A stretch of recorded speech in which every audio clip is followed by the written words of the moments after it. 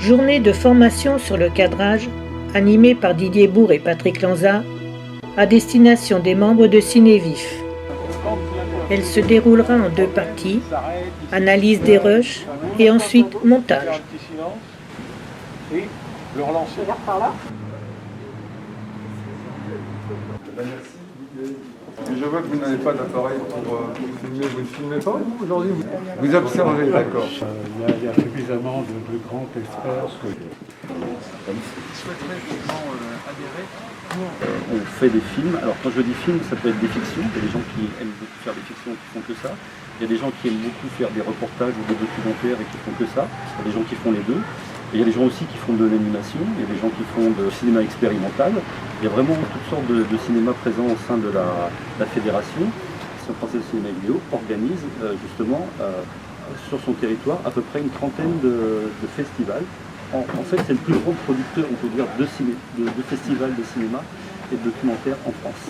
Dans le monde du cinéma et de la vidéo, on a besoin de preneurs de son, de cadreurs, de personnes qui écrivent des scénarios. Voilà, en fait, c'est un travail d'équipe.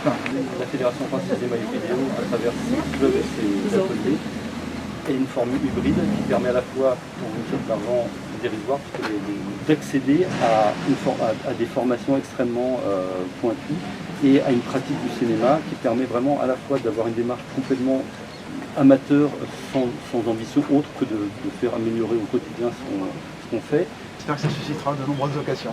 Merci beaucoup et bonne continuation. Merci. Pour l'instant, je me cherche et je ne sais pas ce que je vais faire. Voilà. Aucune idée. Et vous filmez avec un smartphone? Oui, la plupart du temps. Et qu'est-ce qu'on vous a demandé de filmer? Ma première journée de formation. C'est pas comme on l'a fait. Je sais, en 98, j'en avais acheté une. Si vous voulez, allez-y, vous pouvez faire ce que vous voulez. J'essaie d'accompagner. Vous vous occupez un peu de toute la logistique, si je comprends bien. Voilà, c'est ça. Et ils sont sympas, les... Très, très sympa. Bien sûr, on est un certain nombre de seniors, mais il y a aussi quelques jeunes qui maintenant... D'ailleurs, j'en vois un là qui est en train de faire son reportage. Est-ce que tu peux nous expliquer ce que c'est que cet appareil? Vous êtes pire que des paparazzi. Mais je Ben oui, t'as vu ça le nom? Et vous avez la possibilité soit d'utiliser les micros donne pas la référence, je te dirais pas. soit des micros connectés en XLR. Je ne sais pas si c'est valable. On n'a pas besoin d'alimenter, on coupe le 48 volts. Cette réflexion Ça évite d'envoyer une tension dans les systèmes qui peuvent leur être néfastes. Parce que pour faire ça, faut des Oh machines. non, là, il y a juste du perçage à faire. Non, mais c'est pas compliqué, là. pas grave. On reprend. Comment Comment on règle le petit choix? Attends, Qui veut se lancer à projeter ses rushs? On a, je veux dire, forcément un regard positif au sens où même le meilleur cadreur du monde, il a forcément des rushs qui sont plus ou moins bien. On met les yeux à ce endroit-là, parce que les yeux, c'est ce qui attire le plus le regard. Donc elle est bien cadrée, et on a cette personne en amorce qui rajoute au fait que dans le cadre de la formation, on a des gens qui filment des gens. parce que quand tu vas remonter comme ça, tu vas bouffer.